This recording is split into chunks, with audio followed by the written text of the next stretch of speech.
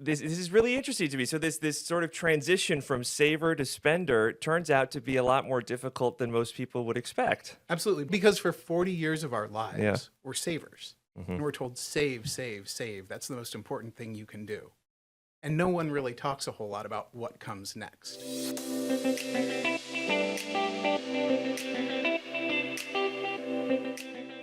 So you work for decades, you build up your retirement savings, and then one day the paycheck stops. And that's when a lot of people start asking, okay, what now? Well, this week we are tackling the retirement challenge that most people actually aren't prepared for, and that's how to spend your savings confidently without worrying that you're going to run out.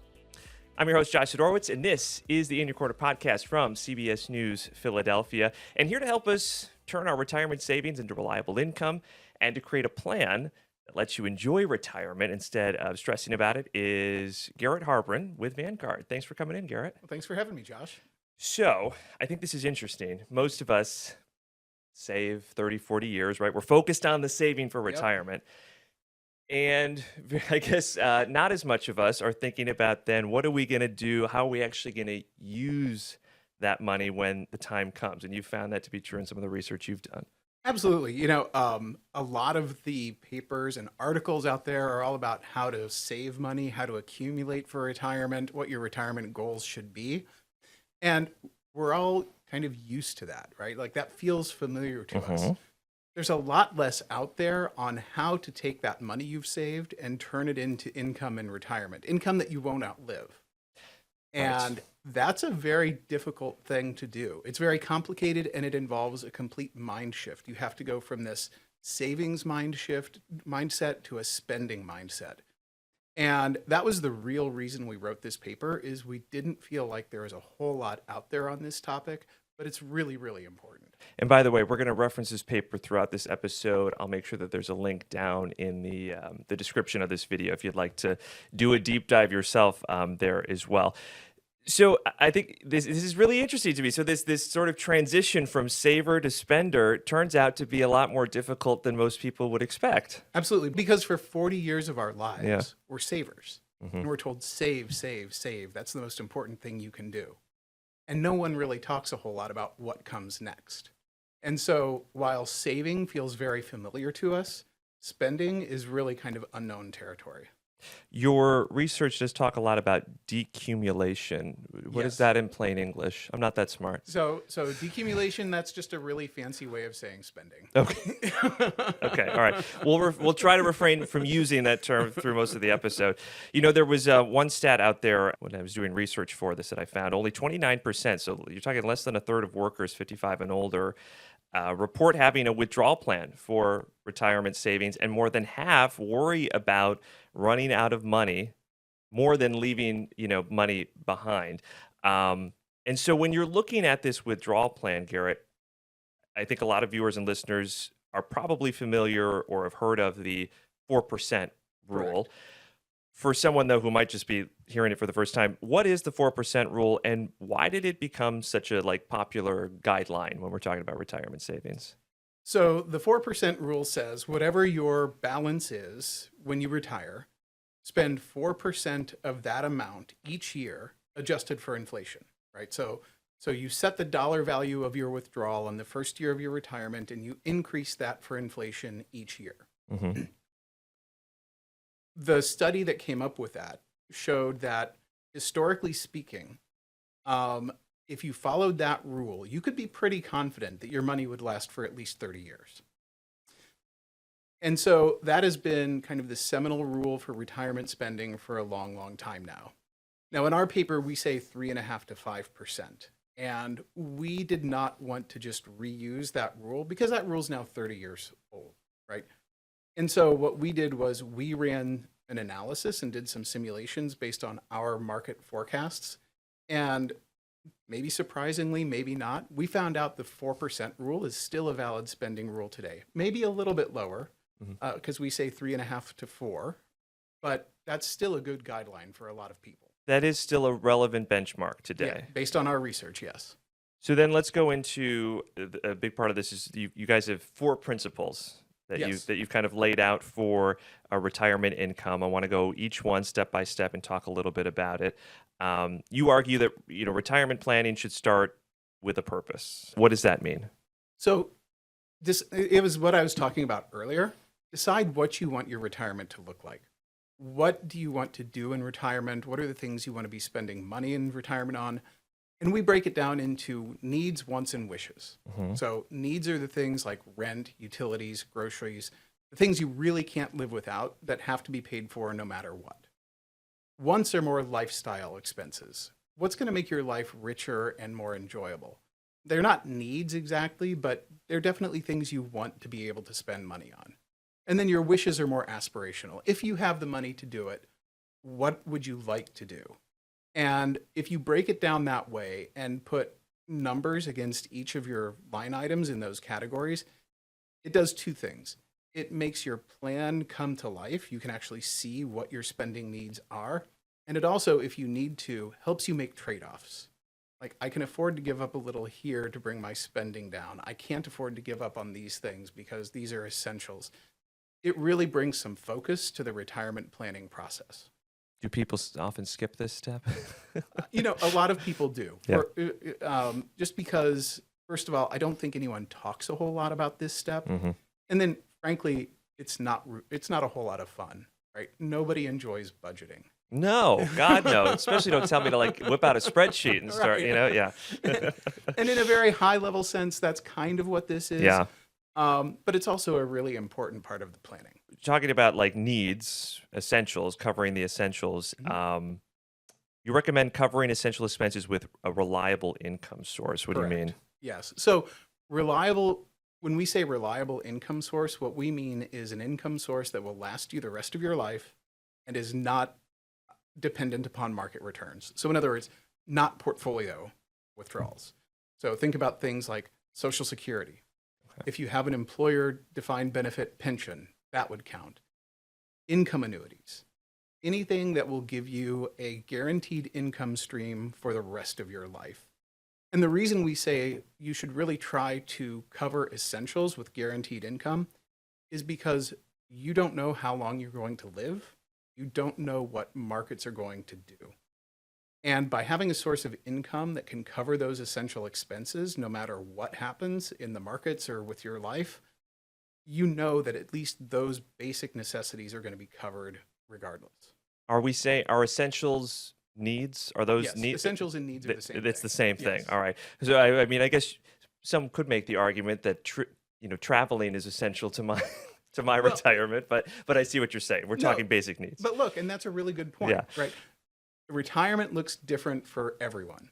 And what is a need to one person might be a luxury for something else. So the point here, we're not trying to say that essentials are limited to groceries, rent, and utilities. For some people, travel might be an essential, mm-hmm. right? Like this is a core part of my lifestyle and who I am. I cannot give up travel, right? And that's fine. That means for you, that's an essential. And you should then try to cover that expense with guaranteed income.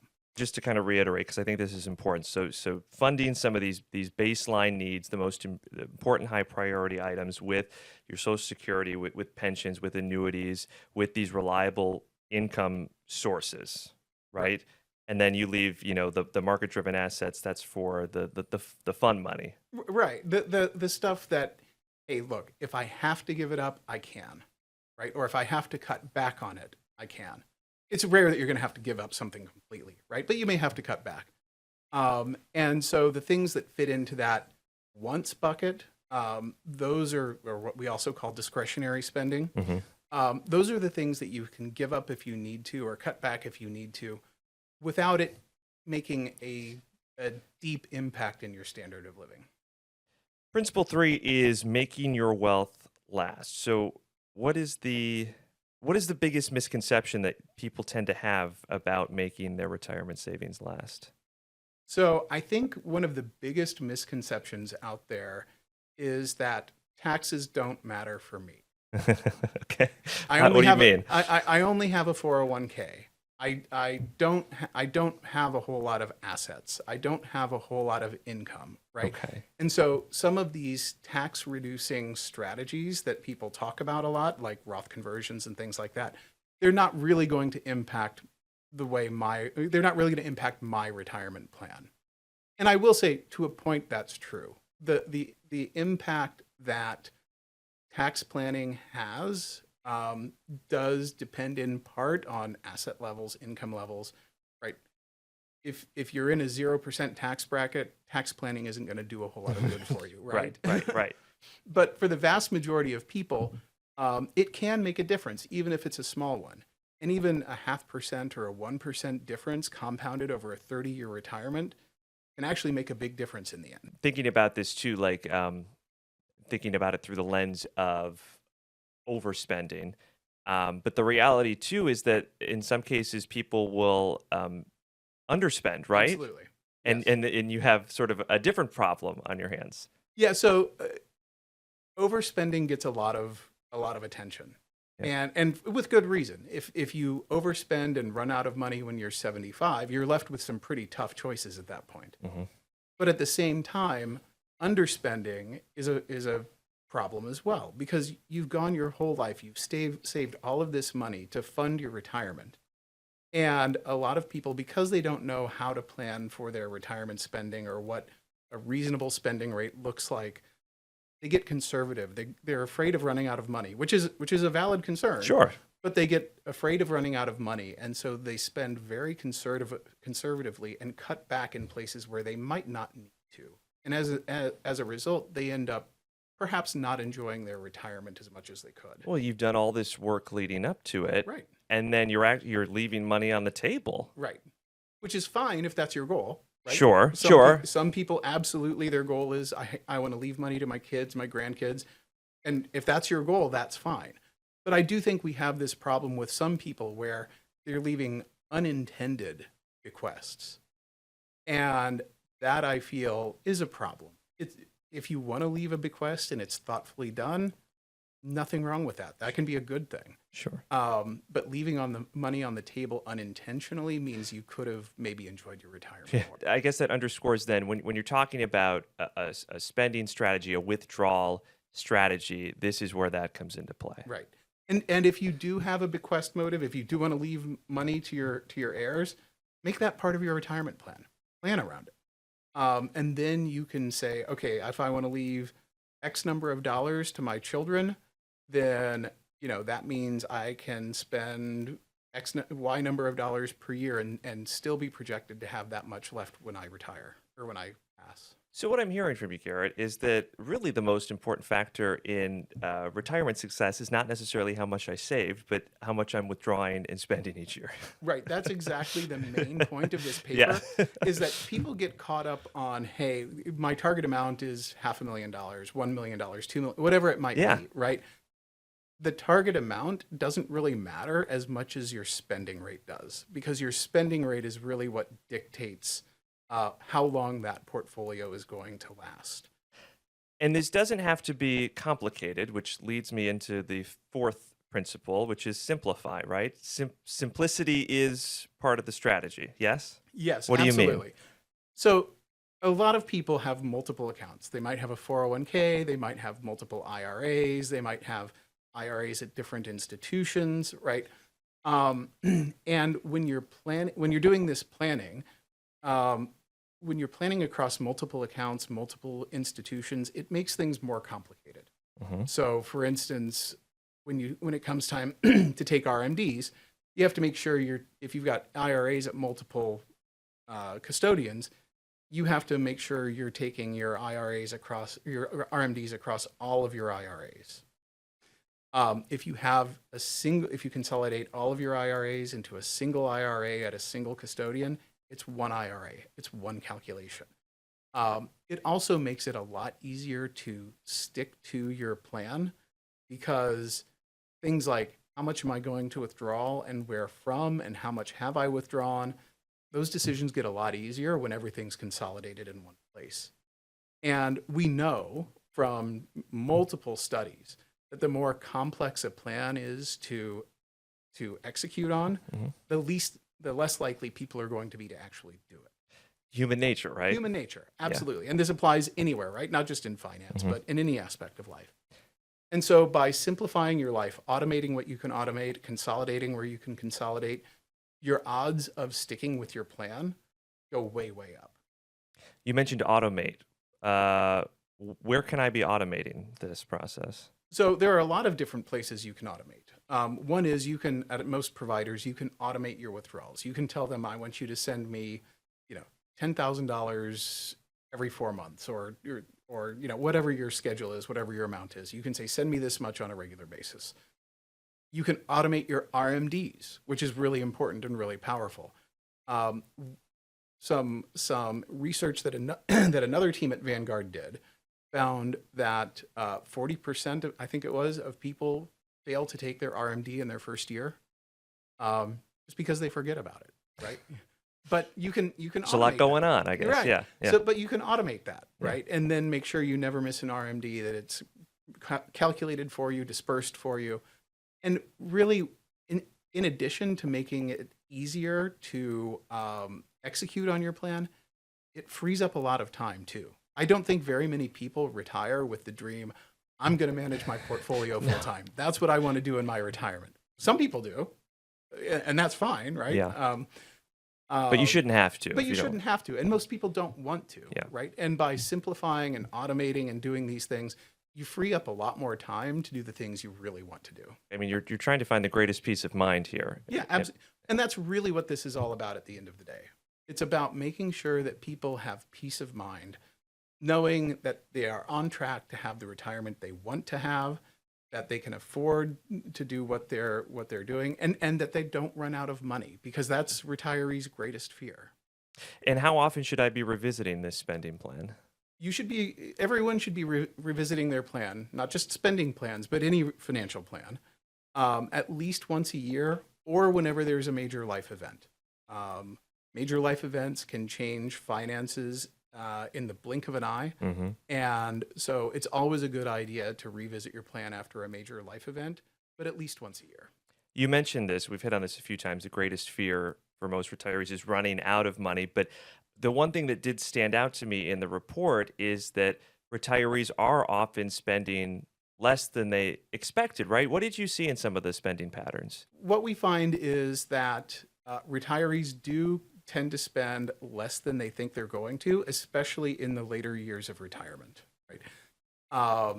There's a paradigm in the industry: the go-go years, the slow-go years, and the no-go years, right? So you first retire, you're young, you've got a lot of energy, there are a lot of things you want to do. So the first years of retirement tend to be your highest spending years, because you're just doing a lot, which is great.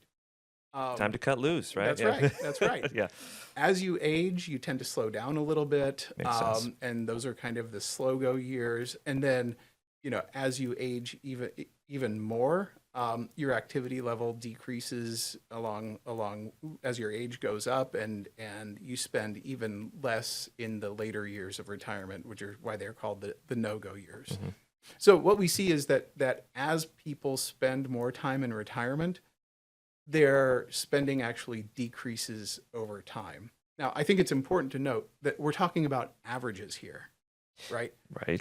Used to be, but no one is the average, right? It used to be that, the average American family had 2.3 children.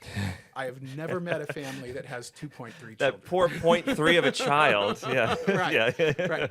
Yeah. So while averages are a good starting point, I think it's really important that people remember they are not the average. No one is the average. And these plans need to be customized to everyone's personal circumstances. Do you find that there are some expenses that pop up time and again, like the biggest ones that people tend to underestimate in retirement? Yes. First of all, unexpected expenses. Okay. Right. Home repairs, unexpected medical bills, things like that. And so what we recommend to people is that they set aside a contingency reserve to cover those unexpected expenses. The second is healthcare expenses. Mm. And this is one that, gets a lot of attention, and with good reason. Now, the good news is that the average amount that people spend on late in life healthcare sounds really scary, but I think only about 10% of people will ever actually incur those kinds of costs. So while the headline number on long-term care is a really scary number, and people need to plan for it, right?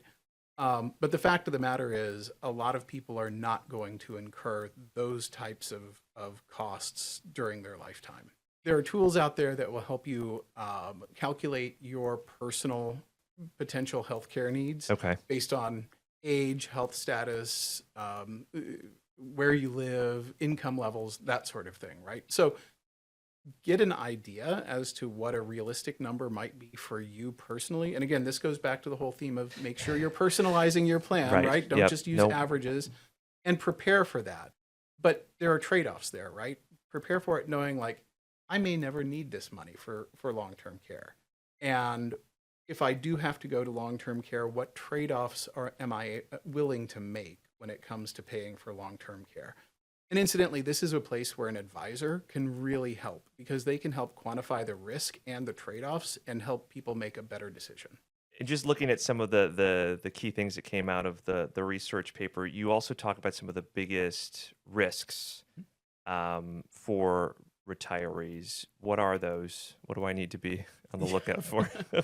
To some extent, everyone faces these. But when you don't have a paycheck coming in any longer, these risks feel and actually are bigger than they are when you have a paycheck, right? So market risk is one. And we've talked about that a little bit. We talked about the proper spending rate and how that takes markets into account. And you can protect your essential expenses against market risk by funding them with guaranteed income.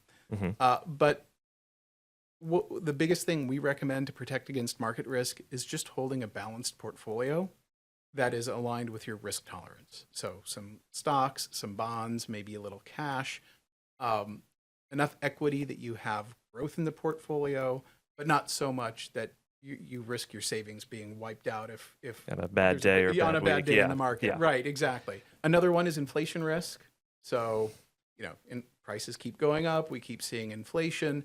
If you are on a set spending amount that does not adjust with inflation, you're going to find that your purchasing power, Naturally. erodes over time, and you can't afford what you used to be able to afford. So getting inflation-linked guaranteed income, like Social Security, for instance, that's a big hedge against inflation. Also, the proper asset allocation comes back into play. Another risk that we see a lot of people exposed to is event risk or decision risk. I suddenly decide that I want to downsize my house and move to Florida. There's nothing wrong with that, right? That can be a really good decision. Yeah. But made in the heat of the moment without proper planning and thinking through the trade-offs that are involved, right? That can lead to poor outcomes. And then perhaps the biggest one, and the one that most people don't think about, is longevity risk. So people are living longer than they ever used to before, spending more time in retirement than they ever used to. What that means is your portfolio has to support you for longer as well. And in the paper, we have a chart that shows that regardless of market conditions, depending on your spending rate and balance, longevity risk can actually be the bigger risk between longevity and market risk. Because if you live long enough, you're always going to outlive your money. And so just planning for that, making sure you're looking at, hey, what happens if I live in retirement 20 years, 30 years, 35 years? And planning for that is a great way to make sure you've covered that longevity risk. Well, let's talk about some action items then. I think Yes. it's a good segue. So what is the one thing that I should be doing? Once you get a little bit closer to retirement, say within 5, maybe 10 years of retirement, that's the time to start looking and thinking, what do I want my retirement to look like? And what am I going to need financially in order to support that?